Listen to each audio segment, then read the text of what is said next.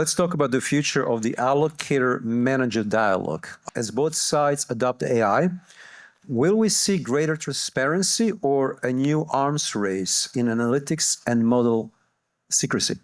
I think that managers that can articulate their AI edge better are going to have an advantage. And I think they're going to raise more capital, the ones that could articulate their edge. I think so too. I think that's an accurate representation. Also, on the increase in transparency, you have this perhaps convergence in the process and the inputs from fundamental and quant, but then the tools that we use and the amount of data we have access to on the allocator side also begins to verge more on the type of analysis being done at the end user hedge fund level. And so some of the questions and the day-to-day of the analysts and the portfolio construction and risk teams, I think, begin to overlap more as well.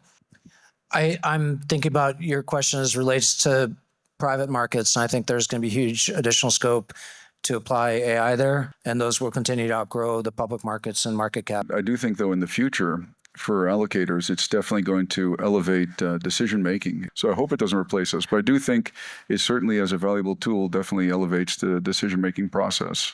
That resonates a lot. I feel like AI allows individuals to take some of the blocking and tackling and cleaning of data to happen a lot quicker, such that there's more powerful decisions that could be made on an annual basis. I think there's two sides to it. I think if it's done well and the data is clean and the compute power is there, it makes sense and there's a genuine ROI. But I've seen lots of data that's not very good. I've seen it cost a lot of money in cloud computing costs and not really delivering the ROI to the client. Well, I just think that's an excellent point. We haven't really talked about the quality of the data at the input side, right? And so then you need humans to do the QC. We can talk about scrubbing and maybe using your source in order to find the right quality data, but then doing the QC for the output as well.